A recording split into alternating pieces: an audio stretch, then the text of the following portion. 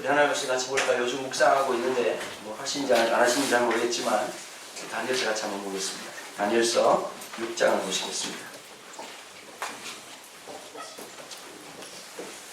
다니엘서 6장입니다.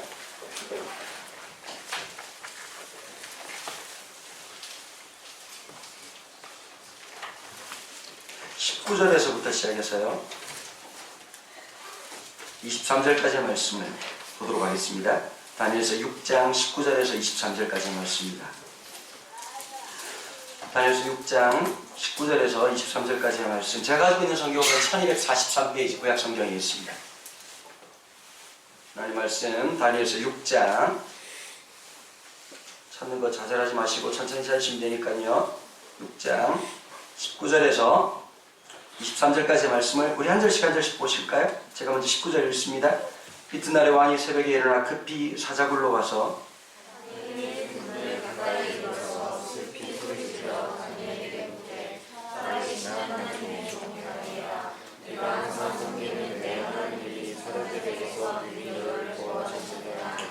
다니엘이 왕에게 아뢰되 왕이여 원하건대 왕은 만수무강하옵소서.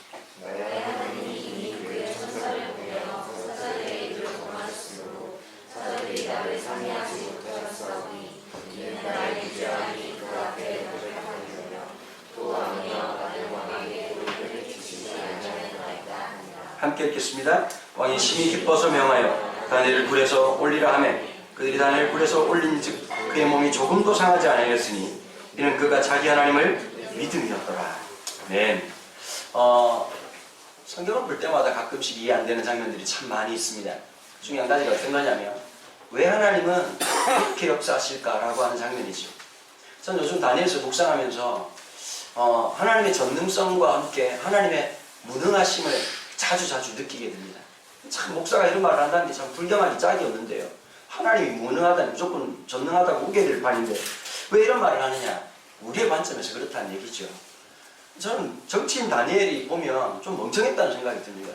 굳이 사자굴에 들어갔어야 됐을까? 그 친구들을 풀무불에 집어넣을 만큼 사실은 정치적 역량을 보면요. 이 다리오 왕의 정책은 120명의 공식 직함을 갖고 있는 중요한 관직들을 두게 되고 120명을 컨트롤하는 3명의 총리, 책임 총리제 3명을 두고 난 다음에 가장 치프로 누구를 뽑았냐니까 다니엘을 뽑았습니다. 다니엘을 뽑았던 이유는 이거예요. 다른 사람들하고 다르게 마음이 정결하고 생각이 달랐기 때문이죠. 자기 이권에 매이는 사람들이 대부분입니다. 여러분 정치인들에게 우리나라의 공의를 기대한다면 여러분들이 이미 참 많은 너무 허상을 살아가시는 겁니다. 자기 이권에 대해서 굉장히 예민한 편입니다. 이해관계에 대해서 굉장히 예민한 편입니다. 자기의 생각 속에 빠지고 나면 어떻게 해서든지 자기 이권, 자기 기득권을 형성하기 위해서 끊임없이 살아가는 사람들이 그런 사람들이거든요. 정치인들이고 뭐 그렇게 권력 속에 있는 사람들이죠. 자기를 손해보고 자기 것을 내놓은 사람 아무도 없습니다. 우리나라 정치인들 중에서 자기 재산 환원하겠다 해가지고 어떤 방식으로 하느냐? 방법이 있더라고요. 백지장 위임을 하지 않습니다. 어떻게 하느냐? 자기 이름을 만들어가지고 장학회 같은 걸 만들죠. 그게 결국은 어떻게 하냐? 그 모든 돈을 결정짓는데 자기가 기득권을 다 형성하게 돼 있습니다. 지난번에 뭐 이렇게 강을 이렇게 막 뒤집으신 그 대통령도 그랬고 뭐 이번도 그럴 것 같고 앞으로도 그럴 것 같고 계속 그럴 겁니다. 여러분 사람은 자기의 것에 굉장히 예민한 사람이었거든요. 다리오가 다니엘을 보고서 하나 느낀 게 하나 있어요. 저 사람은 그런 사람이 아니다. 자기의 이권에 자기의 것을 위해 살아가는 사람이 아니라 또 다른 데 어딘가 맞춰져 있는 사람이구나라는 생각을 또 한 번 하게 되는 거죠. 참 하나님 놀라운 은혜가 있는 거죠. 제가 어제 집회 갔다가 저도 어제 운전 한 400km 이상 한 것 같은데요. 경기도 광주 갔다가 그 다음에 경북 영주라고 하는 곳이 있어요. 사과가 유명하고 그 다음에 이렇게 그 나물 같은 게 유명하는데 그 도착을 딱 했다가 교회에서 이제 하늘 한번 쳐다보고 야 이런 동네도 다 있구나. 상주는 자주 가고 이렇게 했는데 이 영주는 처음 가가지고 참 내가 참 하나님 이런 데도 와보게 해주시네. 그러고 있는데 어떤 애 하나가 탁 오는 거예요. 몇 달 전에 만났던 애예요. 멜번에 집회 갔다가 집회를 하는데 보니까 이제 그렇지 않아요. 청년들은 뜨거워. 내가 볼 때 나는 늘 설교를 할 때 중심이 있어요. 잘 듣는 사람 중심으로 설교하면 아무 소망이 없어요. 그 사람들은 누가 봐도 설교를 잘 들어요. 우리는 또 이제 소수 버려진 인간들을 위해서 이제 설교하는 거죠. 항상 그런 아이들이 어디쯤 앉아있느냐? 심리적 안정선이 4분의 3 지점쯤 앉아있습니다. 4분의 3 지점에 앉아있으면서 그 자리에서 이제 자기가 앉아있다는 것과 함께 심리적으로 불편한 거죠. 여러분 몽타주로만 보면 알잖아요. 믿음이 있는지 없는지 대부분 알거든요. 근데 한 명 애들이 쭉 앉아있는데 보니까 1년에 무리들이 친구들이 같이 손에 손잡고 온 거예요. 멜번이라는 곳이 그래요. 놀기에 참 이렇게 유학생들이 놀면요, 놀만한 거리가 잘 없고 돈이 없으면 정말 힘듭니다. 얼마나 힘들었으면 믿음 없는 애들이 수련회를 찾아왔겠습니까? 앉아있으면서 이제 제가 걔들 자리까지 가가지고 이제 설교를 하면서 한 명씩 이름이 뭐냐고, 설교 중간에 얼마나 당황했겠어요. 목사가 와서 네 이름이 뭐니? 나이는 어떻게 되냐? 물어보고 있다가 한 애가 그 촌병이라고 아세요? 시골병이라고. 겨울만 되면 얼굴이 빨개지는 애들 있잖아요. 그 전형적인 그런 애가 하나 있더라고. 야, 너 얼굴이 빨갛다. 그러면서 애가 더 빨개지는 거야. 너 설교하기 전에 한잔 했냐? 이랬더니 뭐 애가 더 빨개지고. 그러다 한참 얘기를 하는데 경북 영주라는 거예요. 얘가. 아, 영주? 아, 나 안다. 야, 영주 거기 나물 많이 나지 않냐? 이랬고 한참 얘기를 하고 있는데 얘가 나중에서 2박 3일 지나고 난 남자한테 그 얘기를 하더라고. 자기 전혀 믿음이 없어. 엄마 아빠가 교회를 다니긴 한데 믿음이 없는 데다가 멜번까지 와가지고 신앙생활 했겠습니까? 친구들하고 노는 게 뻔하죠. 엄마 없이 무역 자유구역도 아니고 생각에 자유구역이 들어왔으니까 뭐 술도 먹고 뭐 친구들하고 놀아보기도 하고 마음이 불안합니다. 늘 마음속에 뭔가 허전한 것 같고 이렇게 살면 안 되는데라는 생각이 있었는데 그 2박 3일 순례 지나고 난 다음에 목사님이 저한테 만나주고 이야기해주고 그리고 설교해주는 그 순간에 예수님 격적으로 만났다고 그 페이스북에 메시지 한 줄 남기고 제 손 꼭 잡더니 그래 잘 살아라 이러고 있었는데 영주에 가가지고 그 마당에서 걔를 만나. 걔가 혼자 온 게 아니라 지 친구 똑같은 놈 세 놈을 데리고 온 거야. 거기다 어머니까지 모시고 온 거야. 어머니가 저한테 인사를 하시니 목사님 너무 감사하다. 그래서 졸지에 제가 사과 한 박스와 홍삼 한 박스를 받으면서 야, 정말 득템했구나 집에 가야 되겠다 생각이 들 만큼 하나님께서 매 순간을 통해서요 하나님 일하시는 방법은 다양합니다. 오늘 하나님께서 누구를 만나실지 누구를 우리의 마음속에서 녹화하실지 우리의 생각을 바꾸실지 아무도 모르는 거죠. 그러나 저는 하나 가지 믿습니다. 하나님이 하신다는 것. 내가 하는 것이 아니고 우리가 하는 것이 아니라 우리를 통해서 하나님의 역사가 이루어지고 있다는 것. 그래서 우리가 어딘가에 맞춰서 살아가야 된다는 것이죠. 우리가 볼 때 당장에 볼 때는 돈으로 살아가는 것 같고 권력으로 살아가는 것 같고 이번에 우리 시험 친 친구들 같은 경우에 또 뭐 재수하기라고 결정하고 이제 뭐 오라고 하는 데가 없으니까 재수를 하겠지만은 뭐 이런저런 결정을 하면서 내 인생에 조금만 더 실력이 있더라면 조금만 더 잘 나갔더라면 이라고 하는 생각 속에서 우리가 늘 노출되고 살아가지만 실상 속에서 우리의 삶을 움직이고 있는 것은 다른 데 있다는 것을 발견하셔야 합니다. 우리의 삶을 주장하고 있다는 것. 수많은 사람들이 그렇게 살아가고 있는데 단 한 명 다니엘을 통해서 다리오는 개혁할 수 있는 원동력을 다니엘에서 찾았다는 것. 그의 어떤 탁월한 실력이 아니라 어딘가에 맞춰져 있는 것. 삶의 구별성, 다른 것들. 거기에 있다는 것을 발견하게 된 거죠. 그러면 책임 총리가 되고 난 다음에 사람들이 이제 불편하죠. 왜 불편할까요? 다리오는 순전한 거예요. 여러분 정직하고 정결한 사람하고 있으면 죄짓기 쉽지 않습니다. 그렇지 않겠어요? 그죠? 아니 친구라도 비슷하게 노는 놈들하고 있어야지 놀기 편하지. 저도 마찬가지거든요. 제가 놀아봐야 얼마나 놀겠습니까마는 교인들하고 있을 때하고 제가 편한 사람들하고 있을 때하고는 말하고 행동하는 게 달라질 수밖에 없어요. 이중적이라고 말하는데 그게 지혜로운 거예요. 그럼 내가 여기서 있는데 뭐 교인들 보고 그냥 농담을 그렇게 막 할 수 없잖아요. 그죠? 제가 되게 친한 후배들하고는 경상도 문화에서는 욕을 한다. 여러분들한테 욕이지만 그건 친근감에 우리의 관계의 어떠함을 드러내는 어떤 표현이지 욕이 아니거든요. 가끔씩 이제 그럴 때가 있잖아요. 이렇게 탁 하고 나면 오히려 속이 시원할 때 교인들한테는 못한다. 그 친밀함을 갖고 있는 거예요. 그때 봐보세요. 깐깐한 장로님하고 24시간 있다고 생각해보세요. 늘 기도하고 제가 그런 경우가 지지난주에 있었어요. 순복음교회에서 집회를 하는데요. 순복음교회는 이 담임 목사 외에 나머지 부교육자들만 존재하는 거거든요. 담임 목사님하고 이제 얘기하고 난 다음에 그 사람들은 당회장이라는 말을 좋아하더라고요. 보니까 당회장이라고 하죠. 그래서 이제 집회를 간 거예요.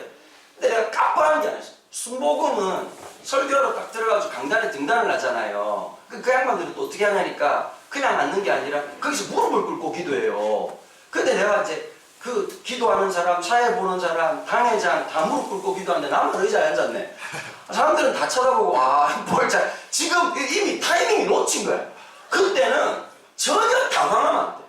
나는 그렇지 않으면 어떻게 해야 되냐? 눈을 감아야 돼요. 눈을 감고 속으로 하나님 뭐가 잘못된 것 같습니다. 아이, 좀 천천히 앉을걸. 아씨, 나이 많은 당회장 무릎 꿇고 아버지 이러고 있는데 뭐 개구리 끓는 소리 하고 있는데 나 혼자 이제 이래가지고 자리에 앉아가지고 얼마나 사람들이 이상하게 봤을까요, 그치? 만약에 그런 분하고 이렇게 24시간이나 얼마나 불편할까요? 당시 다리오 신료들이 부정부패가 굉장히 심했어요. 부정부패가 굉장히 심했는데 다니엘이 책임 총리가 되니까 얼마나 불편했겠냐. 저 사람을 제거해야 내 마음대로 할 수 있거든. 내가 살 수 있어. 그러니까 모든 사람들의 생각이 어디로 모아졌을까요? 다니엘을 정리하는 거였어요. 다니엘이 알았다고 분명히. 그리고 이 사람들이 술술을 쓰고 막 그냥 뒷조사를 하기 시작하는데 털면 털수록 아무것도 안 나오는 거야. 부정한 게 없어. 그러니까 마지막에 딱 잡은 게 책 잡은 게 뭘까요? 저 사람은 종교적인 문제가 아니면 절대로 해결이 안 된다. 그래서 다리오 왕한테 가는 거죠. 가가지고 그냥 신료들이 가가지고 그냥 똥꼬 바른 소리 하면서 뭐 그냥 왕이 있어서 우리가 잘 됩니다. 뭐 각하만세 이러고 이제 난리가 나는 거지. 그러면서 이렇게 막 한 달 동안만 이런 기간을 가지면 어떨까요? 왕 외에는 누구에게도 절하면 안 되고 기도하면 안 되고 예배하면 안 되도록 딱 만들어서 다리오 왕같이 이렇게 탁월한 사람이 없었다고. 전왕이 했던 느부갓네살이 못했던 정치혁명을 일으키고 120명을 뽑아가지고 이 세상을 이렇게 아름답게 만들고 바벨론의 영광, 바벨론의 백성이라는 것이 너무 영광이고 기쁘도록 만들어준 당신 같은 왕이 없으니까 한 달 동안은 기본적으로 감사할 수 있도록 만들어줘야 된다. 근데 다리오가 생각이 있는 사람이 참 좋은데 사람이 이런 거예요. 칭찬하는 사람 조심해야 돼. 자매들 잘 들어야 돼. 어떤 남자 나타나가지고 지나치게 칭찬한다. 문제가 있는 겁니다. 우리가 살아가면서 감사합니다, 뭐 고맙습니다 이 정도를 넘어서 가지고 용기 얻은 거를 지어 부른다. 위험합니다. 거리를 두는 게 훨씬 낫어요. 근데 사람이 거기에 빠져들면 어떻게 되느냐? 그런 줄 알아요. 사람들이 찬사를 보내주면 그게 자기인 줄 알아요. 사람들이 그래서 이런 게 어려워요. 무대적 자아가 강한 사람들이 현실을 못 살아갑니다. 연예인들이 현실을 사는 게 굉장히 어렵거든요. 왜 그럴까요? 그 무대 위에서 극도의 긴장감을 느끼면서 극도의 찬사를 받잖아요. 그럼 일상속에서 자기 정체성이 뭔지 헷갈리는 거예요. 목회자들 중에서도 그런 사람들이 있어요. 연예인병 걸린 사람들이 있거든요. 무대 위와 현실을 분간을 잘 못합니다. 저도 마찬가지예요. 여름에 겨울에 계속 집회를 하고 있다 보면 내가 누군지 잃어요. 제일 좋은 방법이 뭐냐? 현실로 빨리 내려. 나는 나한테 제일 좋은 방법이 집회 갔다 와가지고 제일 먼저 하는 게 쪼그려가지고 손빨래 나는 거예요. 이게 나예요. 이게 내 현실성을 빨리 돌아와가지고 내 일상으로 돌아와야지. 그게 나라고 느껴야지. 하나님께서 잠시 쓰는 그것이 무대적 자아, 내가 그렇게 생각할 수 있는 위험해지거든. 다리오가 그 메커니즘에 딱 빠지고 나니까 왕이 조서의 의를 도장 딱 찍어버린 거야. 자, 드디어 빌미가 하나 생겼어요. 그럼 여기서 하나 질문해 봅시다. 우리가 다니엘이 사자굴을 살아봤다는 거 어릴 때 들어왔잖아요, 그죠? 네? 그러면 우리가 제가 문제 제기를 하나 할게요. 다니엘이 믿음이 좋은 건 이해해. 그럼 정치적으로 정치적인 포지션이 있으면 자기가 이 음모를 알고 왕을 지가 그렇게 만들어서 도장 찍게 만드는 것을 막는 것도 능력 아닙니까? 아니 그 정도 포지션을 가지고 있고 넘버 2잖아요. 넘버 2. 넘버 1이 정신 차리도록 만들어가지고 다리오 전하 정신을 차립시오. 저 새끼들 쓰레기입니다. 저것들 하는 짓거리를 보셨습니까? 그리고 뒷조사를 더 많이 하는 거죠. 걔들이 한 번 할 건 한 10번 해가지고 또 전하 좌의정으로 있던 이 새끼는 완전 쓰레기입니다. 제가 뒤져보니까 땅부터 시작해가지고 세금 띵가먹은 것도 엄청나고 자녀를 위해서 주소지 옮겨가지고 학교 좋은 학번 보내려고 이거 나중에 전문입니다. 이거 브로커입니다. 브로커 이러면서 막 이렇게 해가지고 전하 결국은 이 새끼들은 쓰레기고 자기 것을 위해서 저를 죽이는 것이 아닙니다. 제가 죽는 것은 조금도 안타깝지 않습니다. 혀깨 물고 지금도 죽을 수 있습니다. 그러나 전하를 생각할 때 제가 있어야 된다는 생각이 드는 것입니다. 이 정도는 해야 됩니까? 전하의 개혁은 여기서 물거품으로 끝나는 것입니다. 한 번만 더 통촉하여 주옵소서. 내가 진짜 연기를 잘한 거 아니야. 근데 보면 다니엘이 침묵하고 좀 열받지 않아요? 이런 일이 없도록 만들었어야 되지. 아니 친구들 풀문불에 들어가기 전에 느부갓네살 정신 차리게 만들어줬어야지. 근거가 있었다고 보면요. 느부갓네살이 꿈꾸고 꿈에 수박을 난 다음에 다니엘을 하나님의 사람 절대자의 아들로 이렇게 인식하고 있었다. 그러면 얼마든지 할 수 있는데 왜 다니엘은 무능력하게 그런 인생을 살았냐. 그 비밀이 9장에 있어요. 6장에 사자굴 들어가기 전에 하나님께서 이미 9장에서 뭘 말씀하시냐니까 하나님께서 이상을 보여주시죠. 다니엘은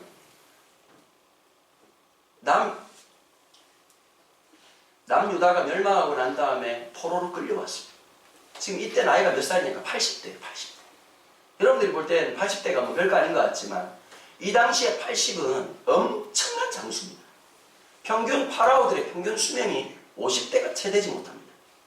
이 영감이 엄청나게 힘이 좋은 거죠. 그러니까 또 이해가 안 되는 게 이런 거야. 보통 80대가 되면 이름도 한 번씩 까먹고 이렇게 해야 되잖아.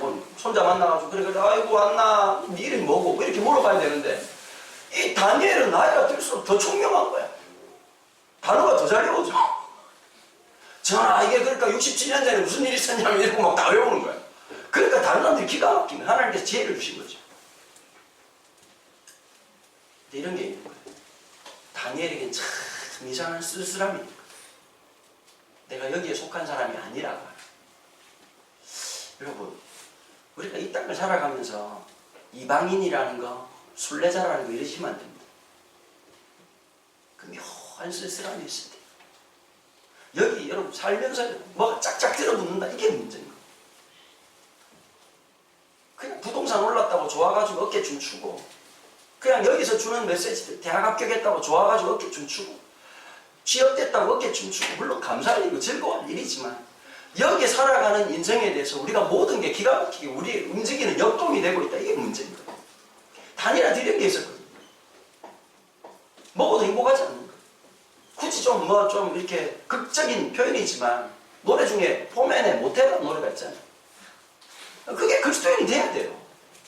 들어보니 우리 아내하고 한번 내가 야 이런 노래가 있더라 다시 들어보더니 제 아내가 참 멋진 표현하다 찐따네 이러더라고 보니까 가사 너를 뭐 밥을 먹지도 못해 네가 생각날까봐 체할까봐 못하요 옆에 놈이 쳐다볼까봐 울까봐 그 다음 저 뒷가슴 또 죽지도 못해 네가 돌아올까봐 병신아 그럼 잘 살든지 네가 없는데 살아서 뭐해 보니까 못해가 총체적 못해도만 할 수 있는 게 아무것도 없어. 여러분 참 우리가 이 땅을 살아가면서요 이런 게 있는 거예요. 여기서 주는 기쁨이 우리의 영원한 기쁨이 안 돼. 잠시 지나가는 거죠. 명예나 재산이나 성취나 모든 것들이 우리의 영원한 기쁨이 아니라 저것만 가지면 될 것 같다는 그 강박 속에서 살아가는 모든 사람들의 삶이 아니라 영원한 거룩한 불편함이 있어야 되는 거예요. 다니엘에게 그게 있었거든. 해결 안 된 어떤 목이 딱 막힌 느낌, 알 수 없는 채증 같은 거, 자리에 오르고 성공했지만 그 어떤 걸로 해결 안 되는 심각한 답답함이 있었거든. 그걸 어느 날 하나님께서 다리오가 처음으로 왕되는 첫 해에 하나님 뭘 보여주셨냐니까 까맣게 잊고 있었던 이 나라가 영원할 것 같았고 바벨론이 영원할 것 같은 그 세상 속에 살아왔던 이 다니엘에게 하나님 뭘 말씀하시느냐, 에레미야를 통해서 예언하신 것, 너희가 결국 망하게 될 거고 바벨론에 70년 동안 포로 생활하게 될 것이다. 그게 끝난 줄 알았는데 70년이 지나고 난 다음에 내가 너네들 다시 네 고향 땅으로 돌아오게 할 것이다. 바벨론 포로에서 풀려나게 할 것이다. 그 약속의 말씀을 딱 보는데 느낀 거예요. 드디어 70년이라는 시간이 채워져 가고 있는 거예요. 환희가 생기는 거죠.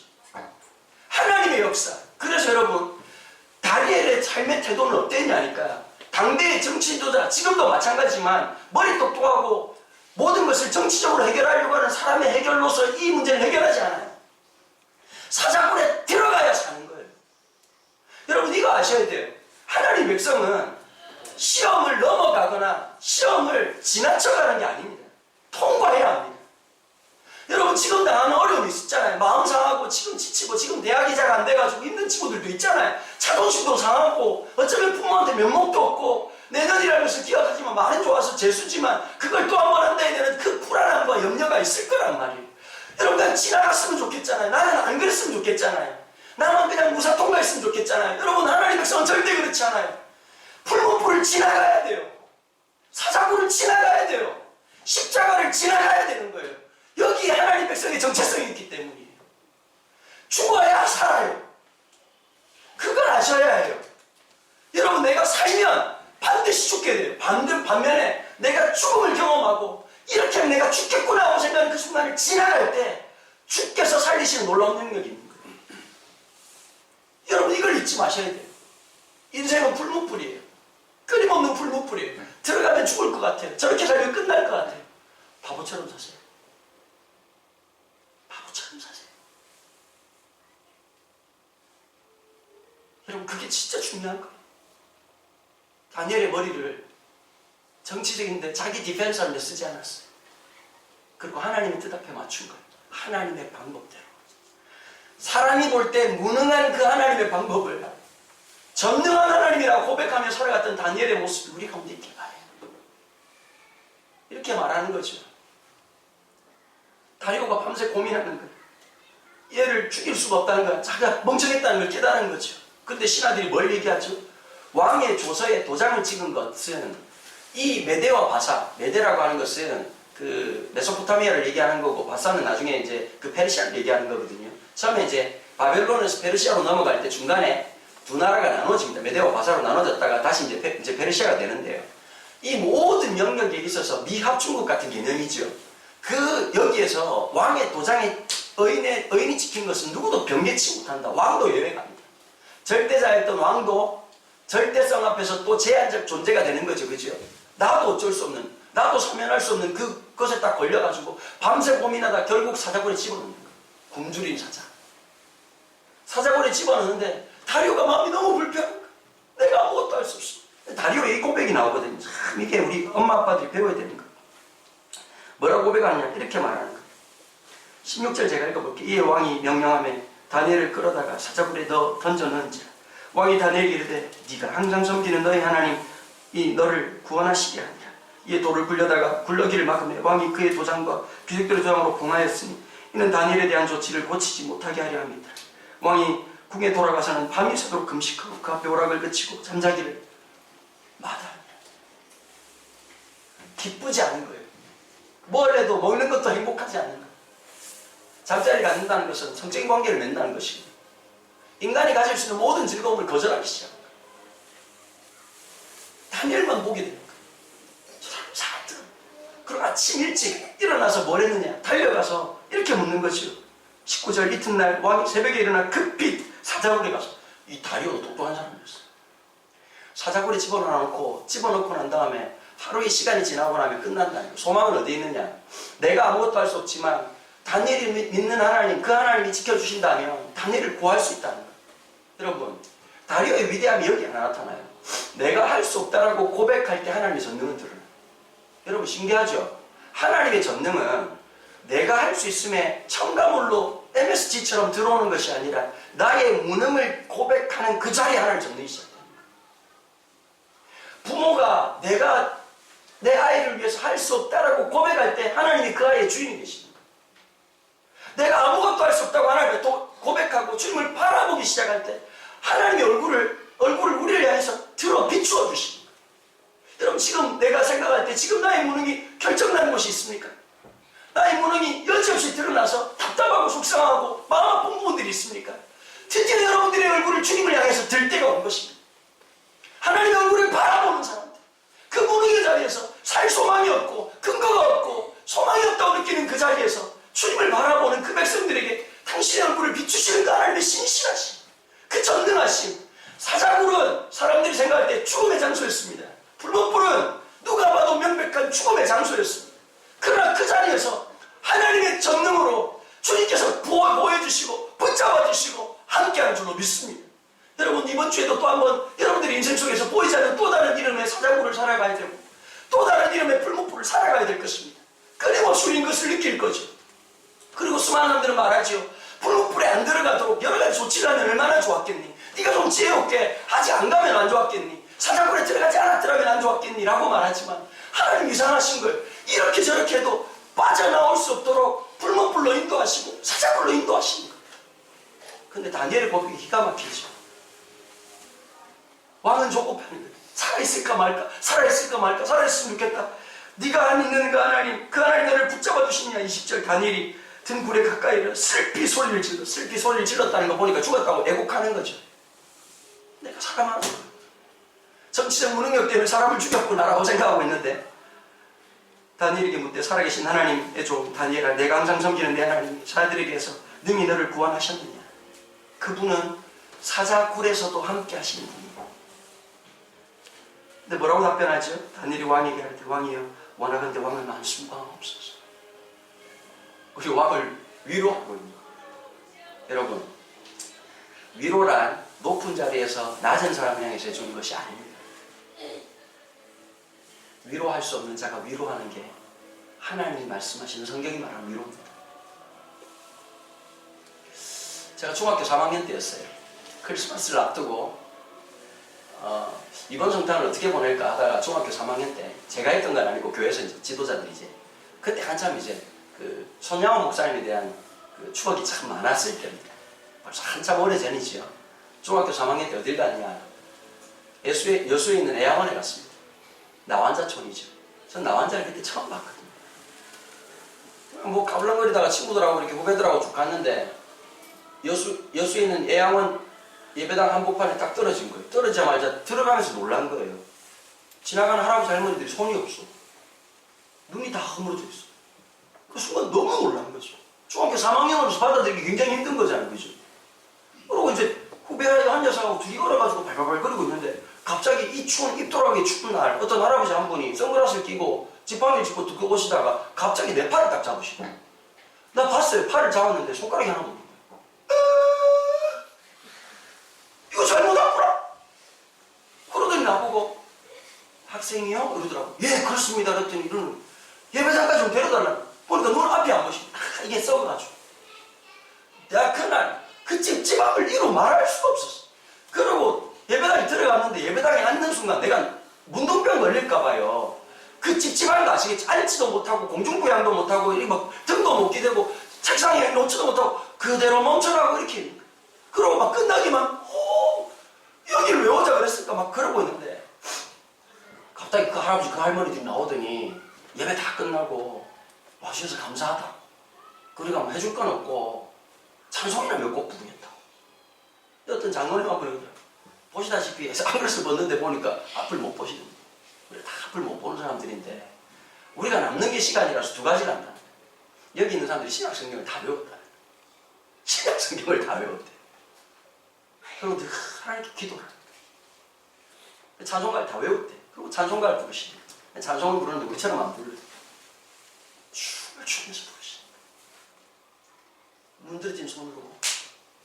근데 내가 느꼈을 때 그때 굉장히 충격적이었어. 근데 그분들이 이렇게 말하더라고요. 사람들하고 너무 힘들지 않냐고. 주님의 위로를 전하고 싶다. 내가 처음 여기 들어왔을 때, 와, 그 장로님 간증이, 오늘 지금 이게 시간이 바타가지고 제가 다 할 수 있을지 모르겠는데 빨리 한번 해볼게요. 12살에 나환자인 줄 알았다는 거예요. 야, 그 할아버지, 그 장로님 간증이 너무 가슴에 사무치더라고요.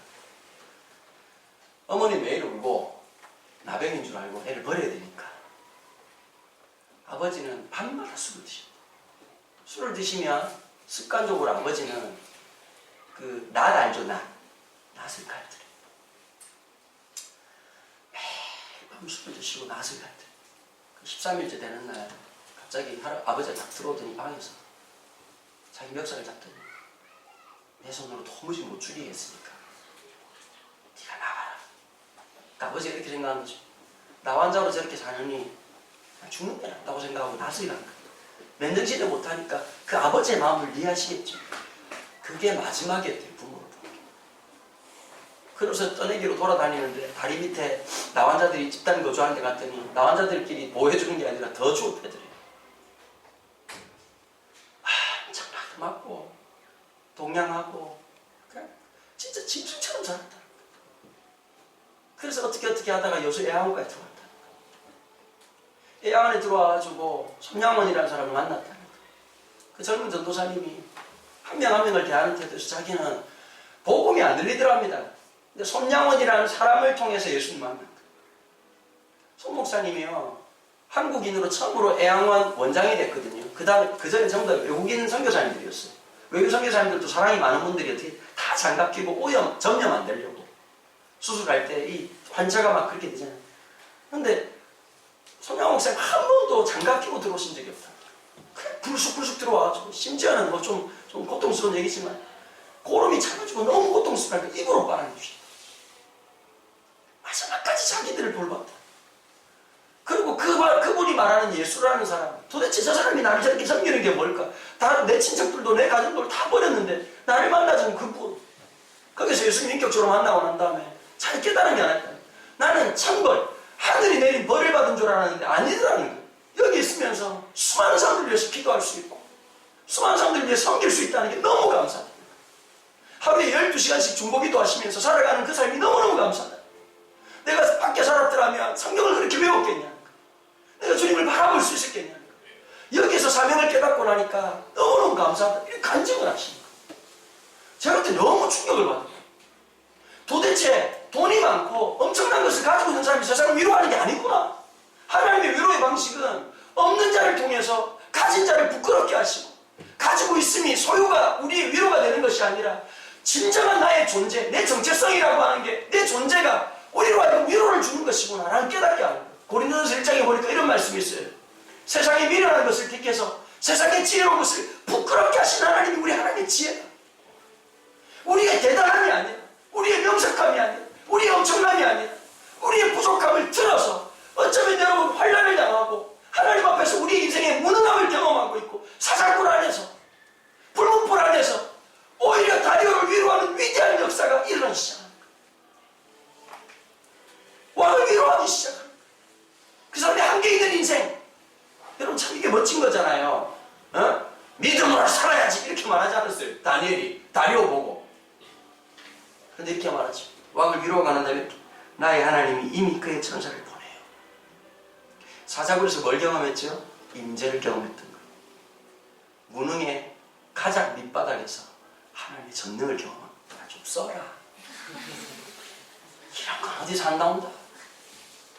인생의 무능의 참 밑바닥에서 하나님의 Almighty, 하나님의 전능을 경험하는 거예요. 여러분 차 바뀌셨습니까? 그 자리가 하나님의 전능을 만들 자리입니다. 예수님 십자가도 마찬가지 아닐까요? 나는 예수님 볼 때 어릴 때 제일 신기했던 게 이런 거야. 아니 죽었다가 살아날 거면 죽지를 말지. 그렇잖아요. 내가 너무 빼딱한 목사입니까? 나 어릴 때 그런 생각 많이 했거든. 아니 우리가 생각하는 전능은 이런 게 아니잖아요. 죽으면 안 되지 신이. 그 좀 반전이 있어야 될 거 아니에요. 십자가 못 박히고 밑에서 막 욕하고 있는데 예수님 마지막에 팍 이렇게 하고 있다가 터진 입이라고 씨부리고 앉았지. 이러면서 한마디 하시고 이 새끼들 이러고 그럼 막 못 빠지고 이렇게 해가지고 네가 그만 못 치겠지 새끼라고 응급치고 그래서 백성들이 찢었어 내가 마지막까지 보았어 이러면서 막 이게 전능이잖아. 주님께서 제자니까 막 그냥 막 엘리 나가서 그 밑에서 사람들이 그 발언을 예수님께서 피 입고 나니까 혀가 짧았던 것 같아요. 예수님께서 혀가 짧았다는 최초의 발언하는 이런 목사가 있어요. 그 밑에는 못 알아듣고는 엘리 라마사박단이란 말이야. 엘리야를 부르나 보다 발음이 많이 안 좋아하셨던 것 같아요 보니까. 그런데 거기에서 마지막 소리를 지르시고 죽으셨다. 신으로서 제일 무능한 방법을 선택했어요. 하나님이신 그분이 죽으시는 가장 무능한 방법을 선택하셨다고. 십자가에 죽으심 앞에 사람들이 절규하기 시작하는 거예요. 왜 그럴까요? 마지막 가능성 한 자락을 붙잡고 있다가 그게 무능으로 끝나버리니까 얼마나 힘들었겠냐. 사람들은 하나의 뼈아프를 시켰죠. 우리 주님 안 죽으실 거야. 죽은 나사로도 살리셨던 분이야. 우리 주님 일어나실 거라고. 우리 주님이 저 십자가에서 죽지 않으실 거라고. 근데 비참하게 죽으셨어요. 주께서 십자가 져야 되겠다고 말씀하십니다. 제자들이 그렇게 하시면 안 된다고. 베드로도 그렇게 하시면 안 된다고. 주님이 뭐라고 말했죠? 사탄아 내 뒤로 물러가라. 하나님의 방법은 무능을 통한 방법이라는 거예요. 그게 사자굴이고 그게 불못불이고 그게 십자가예요. 여러분 그래서 십자가라고 하는 것은 부활은 우리가 나중에 경험할 일이기도 하지만 유진 피터슨의 말을 빌리자면 부활은 살아가는 것이에요. 죽어야 사는 거예요. 죽음이 없는 기독교, 무능이 없는 기독교, 아픔이 없는 기독교, 내 인생에 한계가 없는 기독교는 기독교가 아니에요. 거기를 만나야 되는 거예요. 그 자리를 지나가야 되는 거예요. 그리고 다니엘 22절 나의 하나님이 이미 천사를 보내어 사자들의 입을 봉하셨으므로 사자들이 나를 상해하지 못하게 하였사오니 이는 나의 무정함이 그 앞에 명백하며 또 왕이여 나는 왕에게도 해를 끼치지 아니하였나이다. 여러분, 여기 중요한 게 있어요. 정치 논리로 풀면 이게 매끈하게 해결이 안 돼요. 결국은 어떻게 되는 거죠? 다니엘은 지 목숨을 위해서 정치하는 사람 되는 거죠. 그죠? 사자굴은 뭘 하는 곳이었죠? 다니엘에 대한 하나님의 결백을 증명하는 곳이었어요. 하나님께서 친히 그의 결백을 증명하는 곳이었어요. 불묵불은 하나님이 진정한 왕 되심을 고백하는 거예요. 그새 친구가 진짜 무릎 꿇는 하나님의 능력이 무엇인지를 보여준 현장이 죽음의 자리 불묵불이었어요. 이번 한 주간을 또 살아갑니다. 이 삶에서 우리는 끊임없이 또 다른 이름의 사자굴, 또 다른 이름의 불묵불, 또 다른 이름의 십자가를 지고 살아갑니다. 주님 말씀하셨죠. 나를 쫓으려거든 자기 십자가를 지고 나를 따르라고 말씀하셨습니다. 십자가는 영광입니다. 죽음이 아니라, 무능의 끝판왕이 아니라 하나님의 전능을 만나는 자리이기 때문입니다. 기도하겠습니다. 하나님 아버지 감사합니다. 우리의 무능이 숨겨지길 바라고 고난 없는 인생, 그것만큼은 일어나지 않았으면 하는 인생으로 살아가는 우리이지만 우리를 주의 백성 삼으시고 끊임없이 무능을 노출시키시며 우리의 고난과 우리의 아픔을 마치 극대화하는 것처럼 느껴지는 순간이 너무 많습니다. 하나님, 이해하지 못할 불묵불, 이해하지 못할 사자굴을 경험합니다. 십자가도 그러합니다. 하나님, 오늘 이 말씀이 우리의 삶을, 우리의 생각을, 우리의 존재를 바꿔놓는 말씀 되게 하여 주옵소서. 불묵불을 들어가야 되고 사자굴을 지나야 하며 십자가를 지는 것이 우리의 삶임을, 거기에서 하나님의 전능이 드러난 자리임을, 나의 어떠함이 아니라 나를 통해서 하나님의 어떠함이 드러나는 인생 되도록 주여 축복하여 주옵소서. 기쁨으로 사자굴로, 기쁨으로 불묵불로, 감사함으로 십자가로 나아가는 우리의 삶이 되도록 축복하여 주옵소서. 주님 앞에 올려드린 우리의 예물과 그리고 진짜 드려져야 될 우리의 삶이, 주님, 이 공동체가 날마다 서로 한 사람 한 사람을 깊이 사랑하고 품어주는 아름다운 모습을 통해서 우리가 주의 제자됨을 드러내는 공동체 되게 하여 주옵소서. 주 예수 그리스도의 은혜와 하나님 아버지의 무한하신 사랑과 성령의 교통하심이 우리의 무능, 가장 깊은 그 무능의 자리에서 하나님의 전능을 바라기를, 하나님의 전능을 경험하게 되기를 소망하는 주의 백성들 머리 위에 지금부터 영토를 함께 계시기를 축원하옵나이다.